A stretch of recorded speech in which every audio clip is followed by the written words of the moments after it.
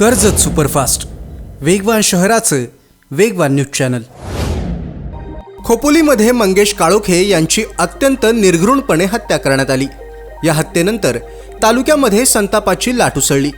हजारो शिवसैनिकांनी रस्त्यावर येऊन मंगेश काळोखे यांना न्याय देण्याची मागणी केली। दरम्यान मंगेश काळोखे हत्या प्रकरणात पोलिसांनी 12 आरोपींना अटक केलं। काही दिवसातच पोलिसांनी वेगाने तपास करून आरोपींना अटक केली असली तरी FIR मध्ये नाव असून सुद्धा आणि या हत्या प्रकरणात संबंध असूनही राष्ट्रवादीचे जिल्हाध्यक्ष सुधाकर घारे आणि भरत भगत यांना अटक का होत नाही, असा सवाल आमदार महेंद्र थोरवे यांनी उपस्थित केला।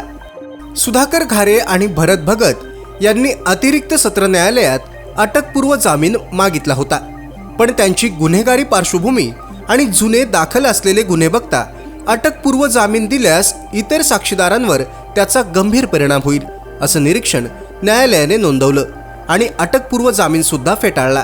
त्यामुळे इतके दिवस सुधाकर घारे आणि भरत भगत हे फरार होते। मात्र पोलिसांना भरत भगत आणि हत्येमागे असणारे मुख्य आरोपी रवींद्र देवकर यांच्यामधले काही कॉल डिटेल्स सुद्धा मिळाले होते। त्यामुळे भरत भगत यांचाही या गुन्ह्यात सहभाग आहे, असे आरोप आमदार महेंद्र थोरवे यांनी केले। दरम्यान पोलिसांनी कारवाई करत भरत भगत यांना अटक केलेली आहे। पुण्याकडे पळून जात असताना LCBने भरत भगत यांना अटक करत कारवाई केलेली आहे।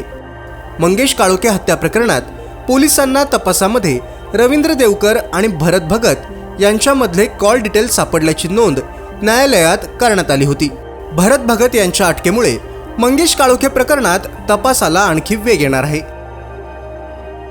तालुक्यातल्या घडामोडींचे अपडेट सर्वात आधी मिळवा। कर्जत सुपरफास्ट चॅनलला सबस्क्राइब करायला विसरू नका।